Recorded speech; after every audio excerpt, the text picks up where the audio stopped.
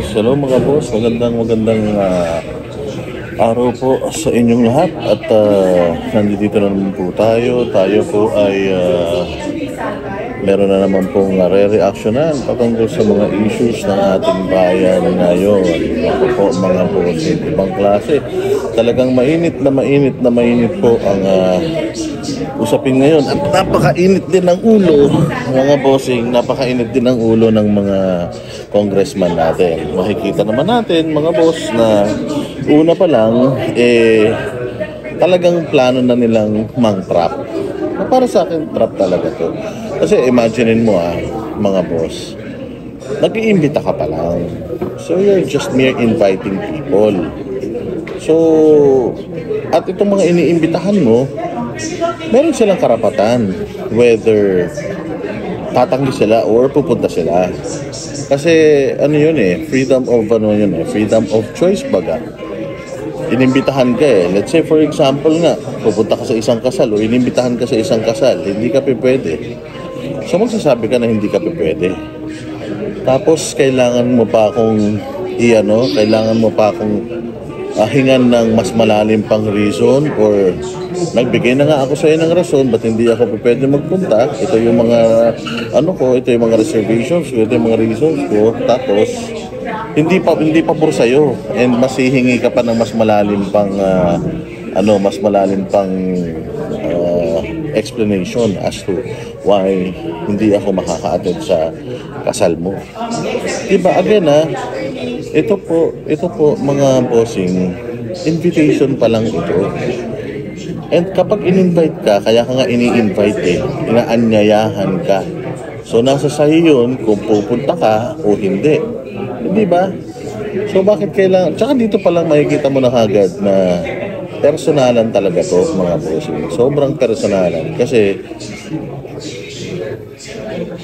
nagagalit na yung mga congressman, and it's as if they are challenging us to go sa sa hearing dahil matatapang daw kami, at kung matapang kami dapat humarap kami doon sa hearing. Hindi, pinakamaganda nito kung matapang din kayong mga congressman, huwag niyong gagamitin yung kapangyarihan nyo para kumprontahin kami. Kasi kung binabanatan kayo sa social media, it's because you're accountable sa taong bayan dahil nga kayo ay halal, kayo ay ibinoto, kayo ay pinagkatiwalaan. Kung ang tao ay merong tanong sa inyo, merong mga reklamo sa inyo, ang dapat na ginagawa nyo, instead na magalit kayo, dapat pinapaliwanag nyo na mali ito, na hindi tama ito, in a nice way. Pero nakita nyo ba yung manner ni Abante ng pag-call out kay Joey De Vivre? Ang manner niya ng pag-call out kay Joey De Vivre is ipinalalabas siya na kagad na sinisiraan at binabanatan lang siya ni Joey De Vivre. Sana tanungin niya rin muna yung sarili niya, bakit ba nakakapagsalita si Joey De Vivre bilang isang citizen ng Pilipinas? Bakit ba nakakapagsalita ng gano'n sa kanya? Meron bang personal na galit si Joey sa kanya? Dapat yun muna ang inaalam niya. Bakit ba galit sa akin tong babaeng to? Bakit hindi kontakin mo nga at tanungin mo nga sa kanya kung ano yung mga problema niya sa akin?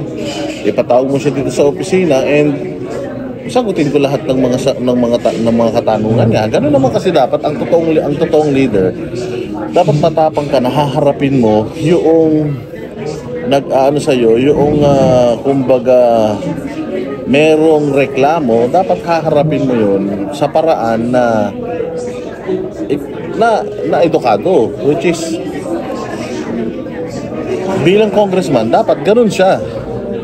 Bilang mambabatas, dapat ikaw ay alam mo kung paano ka makikipag-usap sa mga constituents mo. Kasi technically, si Joey De Vivre ay isang Pilipino. Therefore, if you are the voice of the people, being the congressman, House of Representatives, you represent the people, dapat you're representing them well. Now, according dito sa kay Joey, you're not representing her well. That's why marami siyang mga questions. So dapat ang ginagawa nyo bilang mga mambabatas, sumasagot doon sa mga katanungan sa inyo dahil you owe that to the people.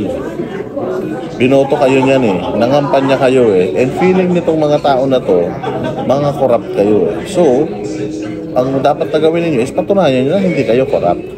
You do not call them out, murahin niyo sila. Again nakakadismaya kasi iimbitahin mo ako sa ganitong klase ng hearing na alam ko na kayo lang ang may kapangyarihang magsalita. Ang sasabihin nyo, ang tapang-tapang nyo sa social media Kasi nga sa social media nakapagsalita kami.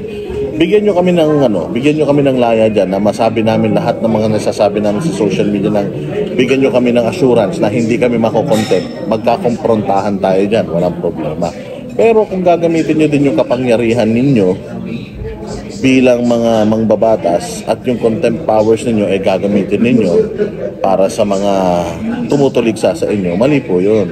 Kasi parang ang lumalabas, may sinabi pa kayo na contemptuous. Itong statement ni Joey ay contemptuous. Ano ba yung contemptuous talaga? Contemptuous dahil ayaw nyo dun sa sinabi niya? Contemptuous dahil hindi kayo agree sa sinabi niya? Kasi kung ganun ang style, ang contemptuous sa inyo is yung mga bagay na hindi nyo napag-aagrihan, diktador kayo. Kasi kaya nga tayo may kanya-kanyang opinion. Yung opinion ko, opinion ko. Yung opinion mo, opinion mo. Pumasok kayo sa politika, dapat open kayo to public criticism. Dapat open kayo doon. Dapat hindi kayo balat sibuyas, dapat hindi kayo mga reklamador, dapat hindi kayo mga malalambot ang puso. Kasi nga, alam niyo yan for a fact na kayo na you cannot please everybody. So dito sa hearing nito, ipinakita nyo lang mga bossing na talagang you are here to harass itong mga nanghaharas sa inyo sa social media. Which is alam natin pare-parehas na we are just calling you out kasi nakikita namin na mali na yung ginagawa nyo. So why not open a forum at pag-usapan natin kung ano yung mga ayaw namin sa inyo and then ipaliwanag nyo sa amin kung mali ba yung aming pagkakaintindi. Hindi yung katulad niyan, minura ako Kaya pinapatawag ko rito kasi minura ako So ano yun? So personal yun. Akala ko ba nagpapatawag kayo ng hearing in aid of legislation? Bakit ngayon nagpapatawag kayo dahil pinapatawag nyo yung tao dahil lang minura kayo? Hindi ba? Meron naman mga batas naman na in place. Ang in place na batas mga bossing is pwede kayo mag-file ng slander, libel. Those are available. Pwede nyo naman pong ireklamo yung tao if you feel like libelous yung kanyang sinabi, slanderous yung kanyang sinabi. Pwede nyo naman gawin yun. Meron naman tayong korte. Pero bakit kailangan nyo ipatawag yung mga tao para hiyain? Para sabihin murahin din siya dahil minumura kayo. Kasi kung gano'n, retaliation ang labanan, o di mag-retaliation na lang tayo, maglaban-laban na lang tayo sa social media. Murahin mo ko, murahin kita, o di wala tayong problema. Di ba? Kasi simple-simple lang naman kasi ng problema ninyo, mga magigiting na congressman. Kailangan nyo lang pong mag-unsubscribe at mag-unfollow sa amin para hindi nyo na po naririnig yung mga reklamo namin. Kasi pagka ang tao nagre-reklamo, ibig sabihin meron pong hindi magandang nakikita or meron pong hindi magandang experience. Napakadami po ng problema ng bayan natin Pilipinas. Nandiyan dyan yung problema natin sa GAA at saka yung problema natin sa Blancong BICAM report. Meron po tayo ngayon, nagdeklara po kayo ng state of tayo sa pagkain, na may kahirapan tayo sa pagkain. Oo, yung food security natin, palpak. Mantakin mo, we are an agricultural country, pero palpak ang ating food security. Ano pa? Drugs, tumataas na naman. Tapos yung corruption. Tapos ang dami pang mga issues na dapat na nating inaasikaso. Bakit mas mataas po yung budget ng DPWH sa education kaysa sa education sector? Bakit po yung bakit po yung hinihingi ninyong 16 billion lang na budget ng Kongreso na doble, actually more than double? after ng BICAM, di ba yun po yung mga dapat natin pinag-uusapan, yung PhilHealth, bakit nawala ng budget, yung yung DepEd, bakit binawasan ng budget, yung napag-usapan dyan sa deliberation ng budget dyan sa Congress. Pagdating ng BICAM, biglang nagsibago lahat, nagreklamo yung mga secretaries dahil yung mga budget for projects nabawasan, yung iba nadagdagan. Di ba yun yung mga dapat na inaatupag natin kesa etong pamimersonan sa mga vloggers? Bakit kailangan nyo sayangin yung time nyo para dito? Wala na kayong gagawin batas dito in aid of legislation. Wala na kayong gagawin batas dito. The only thing para ma-suppress mo or hindi na ma-utilize ang Facebook is patalsikin nyo sila sa Pilipinas. Even YouTube, even TikTok. Alisin nyo sa Pilipinas. Pero hindi nyo kayang gawin yun. Why? Kasi nga pag ginawa nyo yun, you're curtailing yung ating freedom of speech and freedom of expression. Sa Amerika, tinatanggal na yung mga restrictions na yan. Sa Amerika nga, yung mga layers of yung layers of checking, tinatanggal na nga yan. Kasi kailangan na ulit i-practice yung malayang pagpapayag. If hindi ka happy, then gamitin mo yung platform mo para ikaw ay magsalita kung ano yung mga hindi ka masaya. And then it's up to the leaders or it's up to the person, the people na tinapik mo whether magpapaliwanag siya or hindi. Kung hindi siya magpaliwanag, edi go. Pero yung hindi mo nagustuhan, yung mga sinabi ko, that's why gusto mo akong halos patayin, gusto mo akong ipatawag, being you in power, gusto mo akong ipatawag dyan para babuy-babuyin mo ko or makaganti ka sa akin. Kasi sa nakikita natin, as early as now, naipakita na kagad nito ni Abante na nandoon siya not in aid of legislation. Nandoon siya because galit siya sa mga pinost sa kanya. It's too personal and he wants Joey De Vivre to say that in front of him. Na ang sinabi pa nga ni Barbers na matatapang lang kayo dyan, pero pag pinatawag naman kayo dito, hindi naman kayo pumupunta.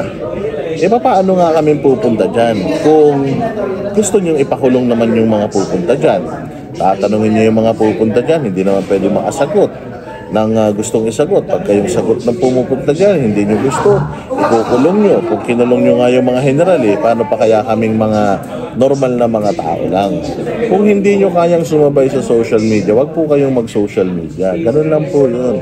Masyado lang masama ang mga loob ninyo dahil yung ating yung mga service ninyo, service ng mga asawa nyo, service nyo sa mga tinatakuhan yung mga posisyon, lagpak.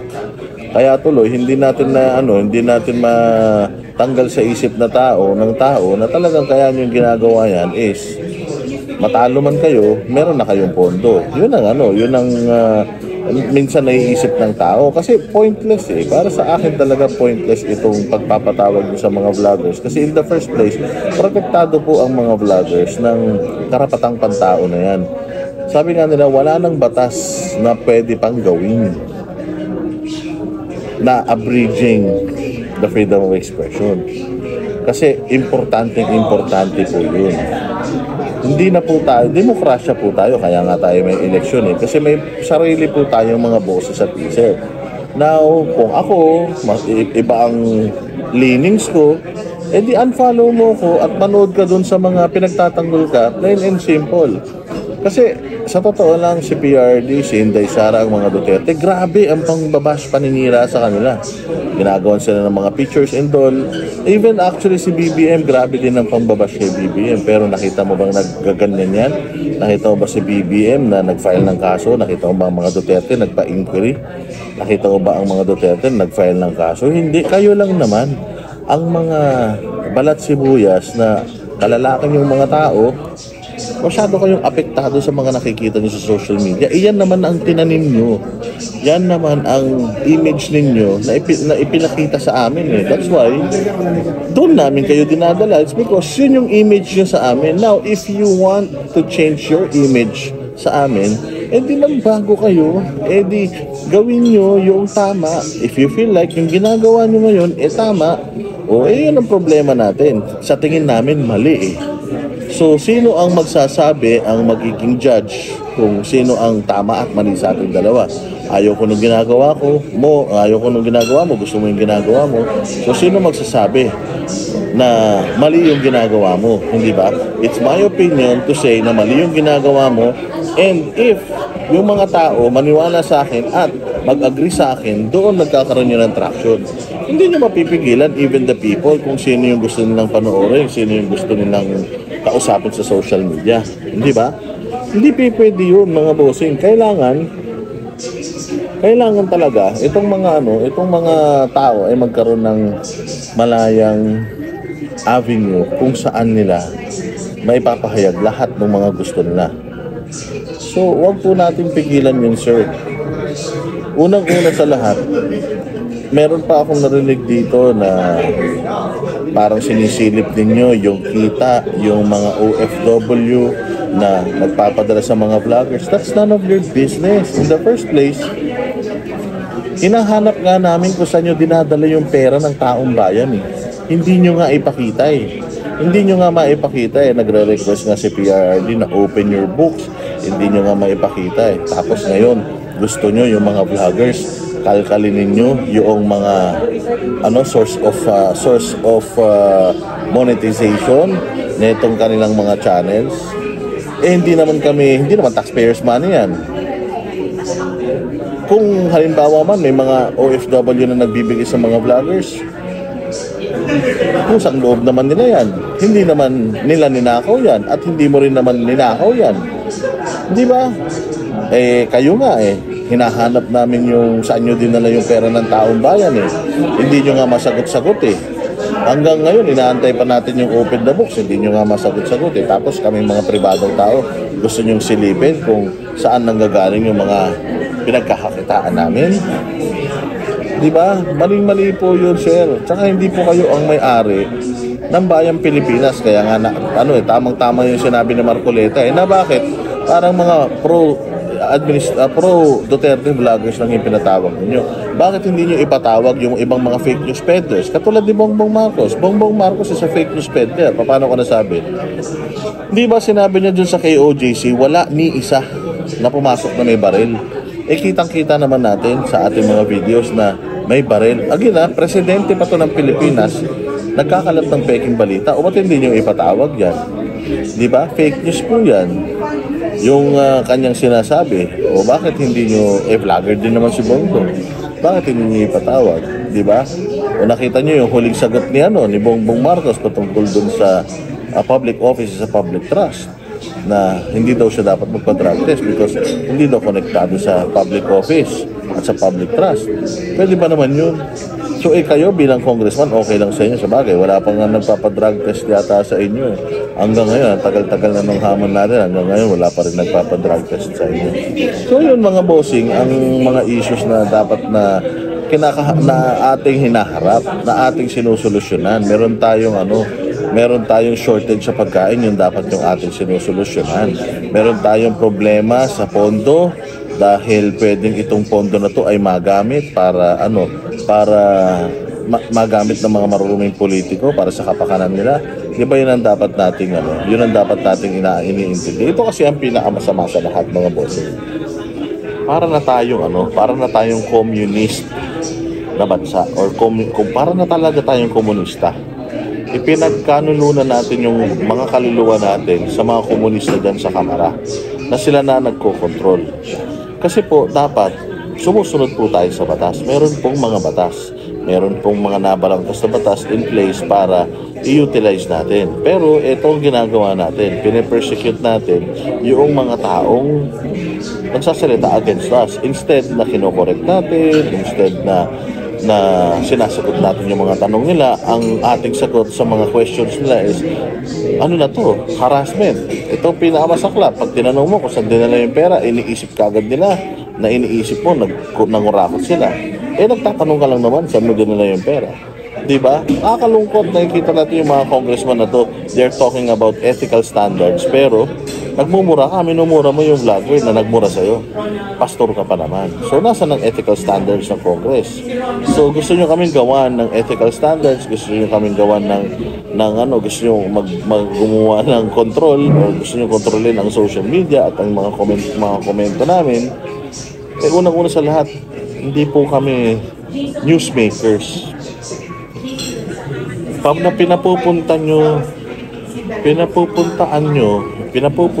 yung mga tao dyan dahil lang hindi nyo gusto yung mga sinasabi nila. Sinabi nyo sa invitation ninyo or sa mga pronouncement nyo earlier na pogo vloggers, narco vloggers, di pag nagpunta ako dyan, tinanggap ko na kagad na narco vlogger ako. Kung nagpunta ako dyan, tinanggap ko na kagad na pogo vlogger ako, di ba? Kaya hindi ako papayag din na pupunta ako sa arena at sa playground ninyo at makikipaglaro ako sa inyo, no? This is our playground. Playground nyo yan. You have a job. Gumawa kayo ng batas. Gawin nyo yung trabaho nyo. Kami dito, wala nang kwenta tong ating mainstream media, hindi na nila nagagampanan yung trabaho nila. Kaya kami na yung gumagawa para sa kanila. Sinisita namin lahat ng mga kabulastugan ng mga nasa gobyerno. So, maling-mali po yun. Hindi pa nagsisimula yung hearing, tinatawag nyo ng narco-vlogger. Hindi pa nagsisimula yung hearing, tinatawag nyo ng mga pogo vloggers. Siyempre, hindi kami papayag na gano'n. Unang usulat, hindi naman kami connected sa pogo. Hindi rin naman kami konektado sa mga drug lords. Sabi ko nga sa inyo, kung gusto nyo, sabay kami ni Bongbong Marcos magpa-drug test. Di ba? O para talaga magkaalaman kung ano tayo, kung sino bang addict sa ating dalawa. Kasi syempre, alaga naman drug. Funded ako ng mga drug lords, tapos hindi ako nagdodroga. Di ba? Sobrang weird naman nun. Kaya yan mga boss, hindi kami sumisita dahil lang galit kami sa inyo. Sumisita kami dahil mali yung ginagawa ninyo. At haharap po kami dyan. Basta, bigyan nyo kami ng patas na laban. I-assure nyo na walang contempt. Kung gusto nyo ng asaran lang. Kupalan lang. Kasi parang nangyayari is, kinukupal nyo kami sa social media, malakas kayo sa social media. Dito tayo sa Congress, malakas kami dito. May kapangyarihan kami. O dito tayo magkupalan. Siyempre, hindi kami papayag. Pupunta kami sa bahay nyo, tapos doon tayo maglalaro. Pwede yun. Home court nyo yan di ba? Kung ayaw nyo sa amin, ayaw nyo sa mga sinasabi namin, hindi kayo manood sa amin. I-block nyo kami sa social media nyo para hindi tayo nagkakasamaan ng loob. Kasi nga, yung channel po namin, real talk. Kapag mahina ka, masasaktan ka. Kapag katotoo yung mga sinasabi namin sa'yo, masasaktan ka. Plain and simple. Address ninyo lahat ng problema ng bayan nating Pilipinas, magtrabaho kayo na matino, yung resulta ng ating diskurso. Pero kung feeling namin ninanakaw nyo pera ng taong bayan, feeling namin you're taking advantage of yung kahinaan ng mga Pilipino, labo-labo tayo dyan. Kaya huwag kayong magalit sa aming mga vloggers, kayong mga congressman, dahil kami bilang mga Pilipino na gusto ng umunlad ang bayan natin, gusto namin na magkaroon ng mga leaders na maayos. Kaya sa mga apektado, sabi nga nila, kung sino yung unang umaray, yun yung guilty. Dito sa issue na to, masyado kayong sensitive na hindi naman nyo dapat ginagawa, na hindi nyo naman dapat inuugali, knowing na mga halal kayo ng bayan. Halatang halata na dito gusto nyo nang gawin is iharas talaga itong mga vloggers. At actually mga pro-Duterte vloggers lang ang pinatawag para gisahin nila. And nung nakita nila na walang umaten, talagang banas na banas sila. Yung iba naman nagbigay naman ng kanilang mga reason bakit di naka-attend, pero pinapa-showcase pa din. Ang kasunod nito talaga, ikukulong talaga lahat ng mga vloggers kasi nga mag-election, so para hindi na tayo makapag-vlog. Aside from that, yung impeachment ni VP Sara para hindi na natin malabanan, yung disinformation nila para hindi na natin malabanan. So they're trying to silence us by what? ikukulong tayo indefinitely for us to be silent for a period of time. Kaya nga sabi sa inyo, ano bang sabi ni BBM? They are just noise. Noise lang daw tayo, mga bossing. Ingay lang daw tayo. So if ingay lang tayo, ito yung ginagawa nila para mamala yung ingay. Ginagawa nila is, nila, ikulong tayo, padala tayo dyan, tanawin tayo, ng yes or no lang ang sagot, tapos asarin tayo, and then if we lose our cool, they will lose that against us, then ipakukulong tayo. We have intel na talagang track ito, and ang plano nilang gawin is, or baka ang plano nilang gawin, baka i-limit tayo, i-confine tayo, ikulong tayo para hindi tayo makapakampanya doon sa mga kalaban nila. Because sino ba kakampi natin? Yung mga matitulong sa gobyerno. Sino ba kalaban natin? Yung mga kupal sa gobyerno. Diba? So, yung mga kupal na alam natin, ikakandidato natin yung mga kalaban nila sa politika para mawala na sila dyan, gagawin nila yung lahat para mapatahimik tayo. At hindi po tayo tatahimik. Meron po tayong mga hakbangin na gagawin at ginagawa para maproteksyonan po yung ating karapatan. Karapatan natin na magbigay ng ating saloobin, karapatan natin na magtipon-tipon, karapatan natin na sumigaw, karapatan natin na magreklamo. Ay ko nga, yun na nga lang po ang natin ang meron tayo, bibig na magagamit para sabihin lahat ng mga gusto natin sabihin, binabawalan pa nila tayo. So, ayun lang mga boss, magantay po tayo dahil marami po kami mga gagawin, marami po tayong mga pangontra na, or at least man lang kahit paano marami po tayong mga ginagawang mga bagay para mapigilan itong pagpamalabis. Panawagan sa mga congressman, kung ayaw niyong masita, huwag kayong gumawa ng kasalanan. Kung ayaw niyong masilip, huwag kayong magnakaw.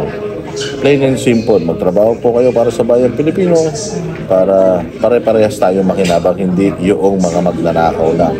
So magkita-kita tayo ulit mga bossing, update ko kayo kung ano pa yung mga nagaganap at magaganap dito sa ating dito sa ating invitasyon dyan sa Kongreso. At mapagmasid po tayo, tingnan po ninyo yung mga report. Grabe yung report na lumabas, sa at least 70% ng mga Pilipino ay nakahook sa mga social media platforms. YouTube, Facebook, TikTok, na nakahook. Pati pagkain, mga bilihin ni dyan na nila daw tinatransact through dito sa mga sa mga social media platforms na to. So again, mga bossing, thank you very much. Mabuhay kayo at mag-subscribe, mag-like, mag-share, at marami pa po itong mga gagawin natin mga video. Pasensya na kayo, wala po tayo sa studio dahil tayo po ay nakikisa dito sa laban na ito, at hindi po tayo papayag na magkaroon sila ng pagkakataon na babuyin tayo.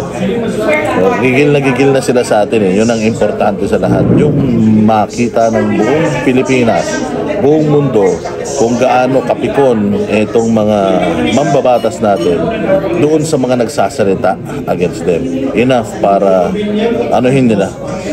para personalin nila.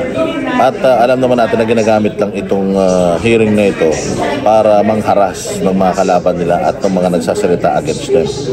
So, napakapangit po niyan para sa bayang Pilipinas. Kaya maging mapagmasid po tayo at maraming salamat sa inyong panonood. Magkita-kita po tayo ulit hanggang sa susunod na vlog.